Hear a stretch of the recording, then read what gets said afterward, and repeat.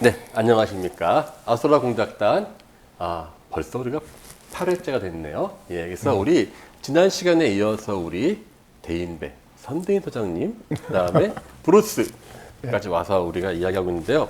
자, 근데 우리 브루스 대학을 가게 된 동기, 그 전공을 고른 동기부터 한번 우리 시작해 볼까요? 원래 이제 시골에서 공부 잘하는 애들을 서울로 유학을 보내요. 네. 근데 저는 잘 못하고 서울로 유학을 갔어요. 근데 그거 알잖아요. 그 없는 집에서 보낼 때 집에서 얼마나 고통받는지를. 중학교 때 중간 정도 하다가 고등학교 졸업할 때까지 조금씩 성적이 올라가서 그나마 좀 이름이 좀 알려진 학교를 갔는데 저한테는 그 과정이 되게 힘들었어요. 하여튼 그래서 이제 공대를 가야겠다 생각을 하고 들어갔어요. 들어가서 처음에 열심히 공부했어요. 84년에 대학을 입학을 했고요. 금속공학, 요즘 재료공학을 공부를 시작을 했는데 86년에 대학 3학년이 되었는데 10월 달 정도에 가을에 건대 사태라는 사건이 발생을 했는데 건국대학교에 뭐 운동권 학생들이 여러 명 모여가지고 수천 명이 모여서 데모를 냈고 그 중에 한 1,300명 정도가 깜빵을 갔던 거로 1,400명인가 갔던 거로 기억나고 우리 과에서만 한 13명 정도 깜빵을 갔어요. 과 학생회장을 하고 있었는데 주요 언론에서 깜빵 간 친구나 후배들을 뭐 아주 공산당 취급을 하고 막 이러고 되게 분하잖아요. 이제 분해서 군부 독재에 막 싸우고 싶었어요. 꼭 싸워야 된다고 생각을 하고 그러면서 뭐 이제 공부하던 것도 흐지부지 되고 87년 겪고 이제 군대 갔다 오고 지나고 나서 지금 생각을 해보면은 제 인생의 자랑거리라고만 생각을 했거든요. 요즘 이제 예를 들어서 이제 K-팝이나 한류가 뜰 때 얼마 전에 정호전 선생이랑 대담을 할 때 그 한류의 성공에는 한국의 민주주의가 굉장히 중요한 토대가 되었다라는 얘기를 하시더라고요. 그래서 그 말에 굉장히 좀 수긍이 갔어요. 그래서 제가 한류 발전에 이만큼 기여를 했다 라는 생각도 들었고 또 한면으로 돌이켜서 생각을 해보니까 세상에 대한 가치, 이 민주주의에 대한 이해나 어떤 신념 같은 게 그때 생겼던 것 같아요. 제가 그 이후에 이제 조직 생활을 하면서 잘 적응을 잘 못했어요. 직장 생활은 거의 부적응자로 보통 이제 또래나 후배들하고는 되게 사이좋게 지나는데 위에 뭐 부장님, 전무님하고는 뭐 아주 뭐 툭하면 들이받고 싸우고 막 이러는 조직생활 부적응자였거든요. 근데 공대에서 치고는 학생회장까지 할 정도면은 꽤 그래도 사회의 어떠한 그 문제에 대해서 좀 관심이 있었고. 하려고 한 것도 아니고요. 다들 안 한다 그랬는데 나는 딴 애들은 나 시키면 나 군대 갈 거야 그러니까 몰표가 나와서 됐고요.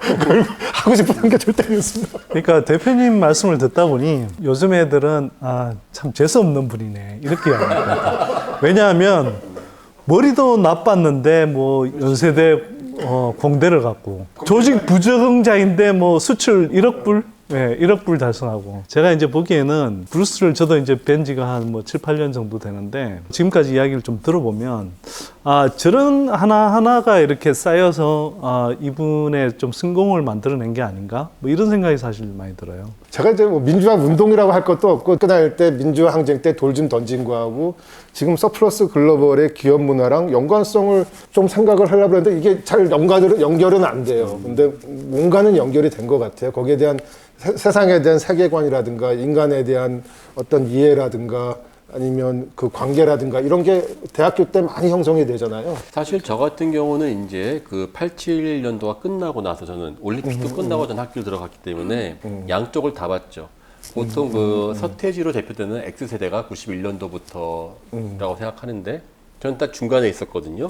양쪽을 다 봤는데 이렇게 막 이게 세상이 엄혹한데 전공책을 편다는 것 자체가 죄악시되던 시절이기도 했다고 이야기해요. 그래서 저도 학과 사무실에서 고고학 이야기하는 게 되게 죄악시 되는 것처럼 느껴졌었던 때가 많았었어요. 엄청나게 지식을 쌓아서 자신의 분야에서 나가기도 바쁠 상황인데 대부분의 사람들은 그것을 좀 예외적 현상으로 치부했단 말이죠. 반대로 민주화를 외치면서 그 사람들이 또 이 경제의 기폭제가 됐다는 것이죠. 그 개인적으로 그렇게 촉발되고 있었던 갈등 상황에서 돈을 벌겠다, 뭐 그러한 계기가 있었을까요? 돈을 벌겠다는 생각까지는 안 했던 것 같고요. 이 상황에서 공부를 하면 안 된다고 생각을 했고요. 군사 정권에 대해서 싸워야겠다는 생각은 되게 많이 했어요. 그래서 뭐 그것도 무서워가지고 맨 앞장에서 주도라고 싸운 건 아니고 그분들이 주도를 하시면 뒤에서 쫓아가면서 같이 싸우는 정도만 했고 한편으로는 굉장히 두려웠어요. 내가 우리 집안의 가장인데 여기서 끌려가면 어떡하지? 그래서 더 앞에 나가지 않고 무서워서. 대부분의 사람들이 그랬죠. 힘들게 공부를 해서 서울로 오고 네. 아니면 다 했는데 그 사람들이 여기에서 이제 그렇게 자신의 가계를 책임지는 동시에 네. 사회에 대한 의무감도 느꼈었던 네. 뭔가 복잡한 하지만 네. 우리는 그것을 객관적으로 바라보지 못했었던 상황이었던 것 같아요. 네, 맞습니다. 근데 여기서 한 사건이 일어나거든요. 89년도에 동독이 개방됩니다. 91년도에 소련이 무너지죠. 그러한 격변기 때 우리 브루스는 뭘 하고 계셨습니까? 되게 허무하더라고요. 베를린 장벽이 무너지는 게 지금도 그 텔레비전 보던 순간이 기억이 나는데 저게 저렇게 쉽게 무너지는 거야? 그러니까 너무 어이가 없었어요. 자유진영이라고 얘기는 하지만 하여튼 자본주의 진영과 사회주의 진영, 미국과 소련으로 대표되는 체제가 아주 짧은 시간에 붕괴되면서 한국한테도 기회가 많이 생겼죠. 한국한테 영향을 더 미친 거는 중국 시장의 개방이었던 것 같아요. 90년부터 직장 생활하면서 중국과 그 일이 점점 많아지는 아이템도 아주 단순한 아이템에서 점점 기술 집약적인 중간재 아이템으로 바뀌는 과정을 32년째 이렇게 쭉 봐왔는데 그런 중국 시장의 개방이 우리 한국 사회, 한국 경제에 아주 큰 영향을 준 것 같고요. 우리나라가 이렇게 기적적으로 성장할 때 그러한 동구권의 붕괴 이런 것들이 큰 영향을 준 건가요? 당연히 미쳤다고 봐야죠. 냉전이라는 것은 사실은 이게 뭐 정치적인 대립이었다고 할 수 있지만 한편으로는 흔히 말하는 그 시장 경제라는 관점에서 보면 국제적인 교역을 할 수 있는 근역이 딱 나뉘어져 있었던 거잖아요. 그러니까 자본주의 관점에서 보면 세계화라는 그 과정에서 볼 때 이게 시장이 이제 확대가 돼야 되는데 경계가 딱 명확했기 때문에 국제교역이라든지 이런 것들이 위축이 상대적으로 돼 있었다고 봐야겠죠. 근데 이제 그게 베를린 장벽 무너지고 91년에 이제 구소련 해체되고 하면서 연쇄적으로 이제 굉장히 많은 동구권 국가들이 뭐 자본주의 체제를 받아들이고 그런 지역들이 어찌 보면 뭐 유럽에 이제 값싼 노동력을 제공하는 국가들이 되고 또 한편으로는 새로운 어떤 시장으로서 이제 역할을 하게 되는 거고요. 브루스가 뭐 중국 이야기를 하셨는데 한국한테 있어서 사실은 중국은 굉장히 극적인 나라죠. 한국이라는 나라가 지금 중국이 없었으면 지금처럼 경제가 발전할 수 있었을까? 많은 사람들이 그걸 잘 모르고 있는 것 같아요. 외환위기 전에 한국의 전체 교역에서 중국이 차지하는 비중이 한 9.8% 정도였거든요.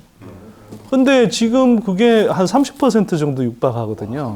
어마어마한 거죠. 특히 이제 외환위기 때문에 한국이 경제적으로 힘들었던 시기에 중국이라는 나라, 인구나 뭐 영토 면에서 강대할 뿐만 아니라 경제적으로 굉장히 빨리 성장한 나라가 하필이면 우리 옆 나라였던 거죠. 그 나라에 이제 아까 말씀하셨던 뭐 자본재라든지 뭐 중간재 이런 거, 이런 것들을 수출하면서 한국 경제가 엄청나게 덕을 본 거예요, 사실은. 맞습니다. 물론 최근에 와서 이제 뭐 사실 중국 업체들 때문에 상대적으로 우리 기업들이 타격 보기도 했지만 저는 굳이 뭐 득실을 따져보자면 사실 중국한테 우리가 혜택 받은 게 훨씬 많다, 경제적으로. 앞으로도 아마 중국은 한국에 있어서 가장 큰 교육 상대국이 될 겁니다.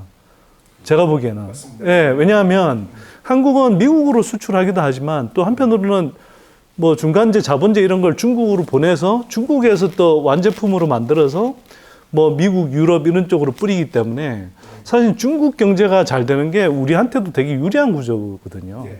그래서 그런 측면이 있는데 뭐 최근에 와서는 협중 분위기도 이렇게 국내에 서서히 퍼지는 것 같고 그래서 한편으로는 이게 뭐 외교 문제에 있어서도 미국이냐 뭐 중국이냐 우리가 이렇게 유분적으로 뭐 택일하는 문제처럼 자꾸 생각을 하는데 사실은 저는 미국도 우리한테 되게 중요한 나라지만 중국도 특히 경제적인 측면에서 굉장히 중요한 나라고 또 대북 정책에 있어서 지렛대 역할을 해야 되는 나라이기 때문에 사실 전략적으로 우리는 실용적인 어떤 관계들을 가져가야 되는 나라이거든요. 저는 동구권의 그 붕괴만 봤는데 사실은 진정한 우리의 큰 역할한 것은 중국이었다라고 하는데 우리 브루스 그때 코오롱에서 처음 코오롱에도 하셨다고. 있었고 뭐 하여튼 뭐 여기저기 다녔습니다. 아니 이직률이 되게 높았다는데 이게 좀 걱정되는 게 잘못 이해해서 이직을 많이 하면은 성공한다 이런 거는 아닌가. 그러니까 어쩌다가 이렇게 이직을 잦게 하게 됐고 어떻게 하다 이렇게 반도체라고 하는 아이템까지 가게 됐는지 한번 그 얘기를 한번 좀 90년대 상황과 한번 맞물려서 한번 듣고 싶네요. 그래서 뭐 그 어렸을 때부터 미군 PX 카탈로그 보고 사회과부도 보고 세계문학 점집 이런 걸 읽으면서 이제 뭐 바깥 세상에 대한 꿈을 무럭무럭 키웠죠. 상사로 가서 글로벌한 비즈니스맨이 상사맨이 멋지게 돼보자. 그래서 뭐 바바리 코트를 딱 입고 라이방 끼고 007 가방 딱 들고 오늘은 뉴욕 내일은 파리 이런 판타지를 가지고 입사를 딱 코롱 상사에 입사를 했죠. 그랬더니 선적서를 만드는 데를 그냥 한 2년 동안 죽어란 거예요. 그래서 철강을 주로 이제 동남아 쪽에 수출하는 일들을 많이 했었는데 그거 하면서 느낀 게 그 당시에 이제 팩스를 막 쓰기 시작했어요. 무역업계에서 제가 들어와서 보니까 텔렉스에서 팩스를 바뀌는 시대에 들어왔고 그 다음에 또 한 번의 큰 변화가 94년에 인터넷을 개인들이 쓸 수 있는 시대가 왔어요. 95년도에는 월드 와이드 웹, 우리가 지금 자주 쓰는 월드 와이드 웹이 처음으로 일반인들한테 개방이 됐어요. 근데 그 전까지 한국에 인터넷 쓰는 사람들은 전산 전공한 사람들 내외로 한 1000명 정도 썼고 이 95년 이후로 인터넷이 확산이 쫙 됩니다. 그러면서 이제 이메일을 쓰기 시작을 하는 거고요. 근데 그 단계에서 상사라는 비즈니스 모델, 뭐 종합상사나 이런 무역회사의 비즈니스 모델은 정보의 비대칭성을 많이 이용을 해요. 그게 가장 비즈니스 핵심 모델이거든요. 이제 팩스 나오고 이거 정보의 비대칭성이 이게 가치가 과거보다 훨씬 떨어진다. 그러면 조그마한 제조업체도 직접 해외랑 무역을 할 수 있는 시대가 열릴 것이다 라고 생각이 들었고 그 일을 하기가 싫었어요.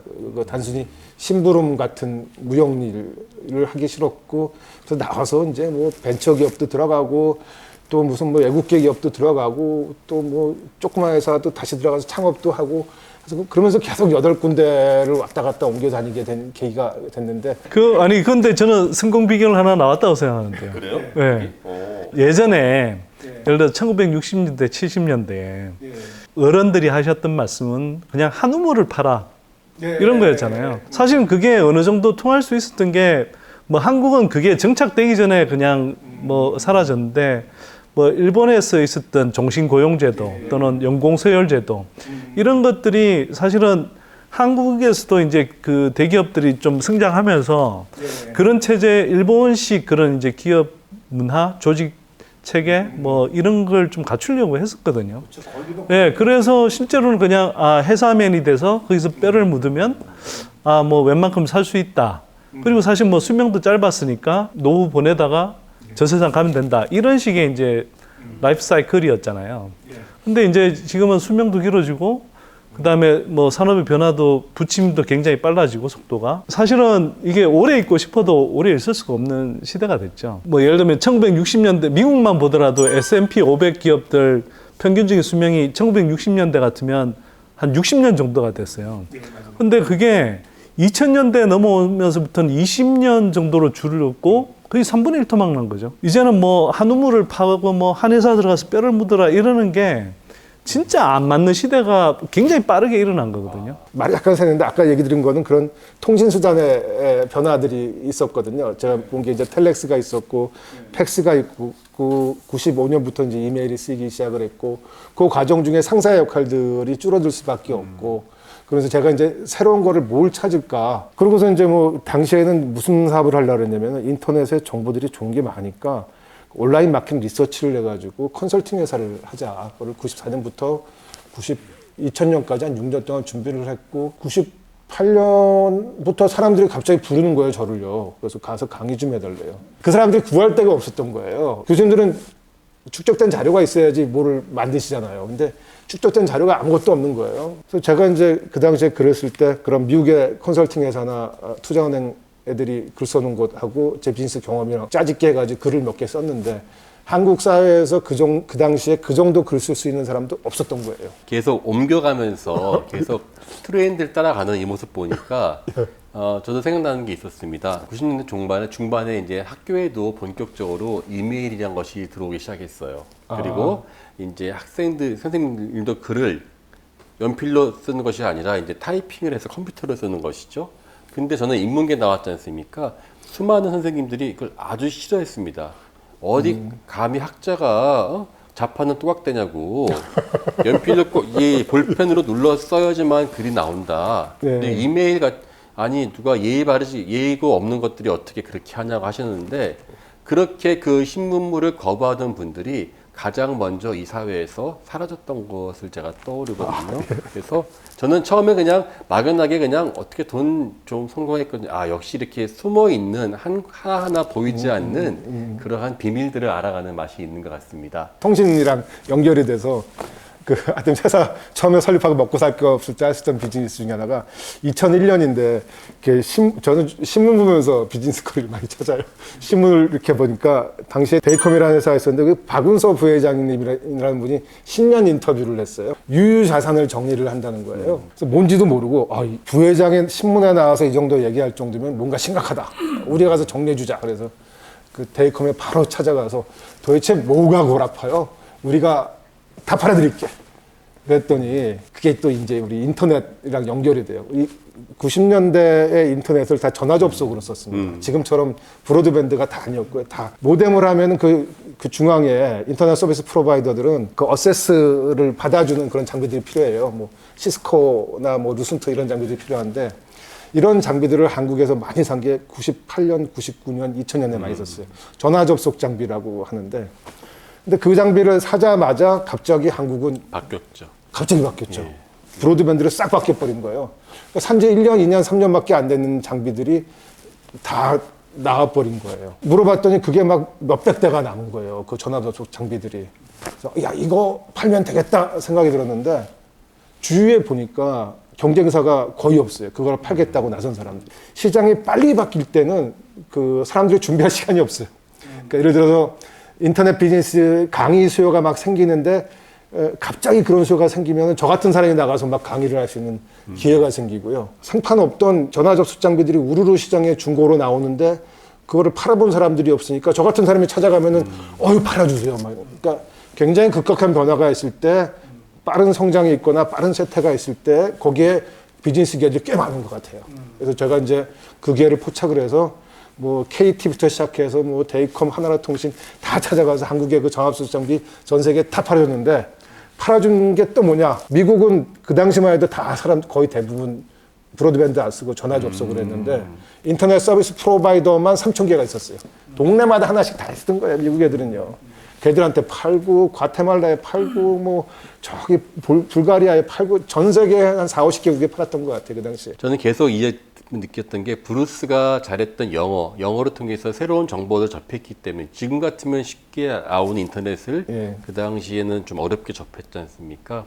그래서 진정한 상인의 능력은 값비싼 물건을 파는 것이 아니라 이 물건이 어디에서 값비싼지를 아는 것이라는 생각이 들었거든요.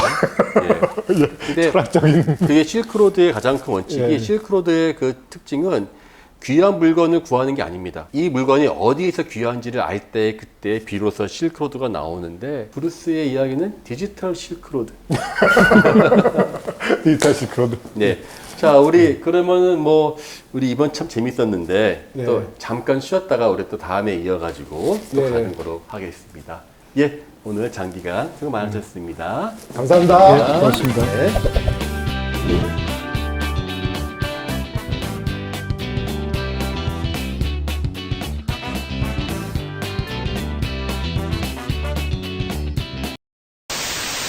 초기에 제가 아는 고위공직자 한 분이 저한테 연락이 오셨어요. 어디 미국의 무슨 사이트를 가입을 하신 모양이에요. 근데 그걸 해지를 하고 싶은데 이놈들이 해지를 안 받아주고 매달 몇 달러씩 받아가는 모양이에요. 그래서 근데 그분이 이름이 알려지면 안 되는 되게 좀 명망 있는 분이라서 제가 백방로수소문해서 해지를 시켜드렸습니다. 한국의 인터넷이 왜 그렇게 빨리 보급이 됐냐, 또 산업적으로 왜 그렇게 빨리 커졌냐를 이야기하는데 실제로 포르노 이야기 되게 많이 나와요. 제가 미국 유학 갔는데 이제 이런 정보 정책과 관련한 수업을 하나 들었는데 한국 사례가 나오는 거예요. 그래서 한국에서 왜 인터넷이 빨리 커졌냐? 그때 이제 교수가 한국에서는 인터넷 사용자들이 평균적으로 헤비 유저가 된 아주 결정적인 계기는 포르노를 보기 시작하면서였다. 뭐 이런 식의 일설을 이야기를 하는데 뿌듯한 기분으로 듣고 있는데 갑자기 그게 나오는 거예요. 근데 반박을 하고 싶은데 반박할 자료가 없는 거야.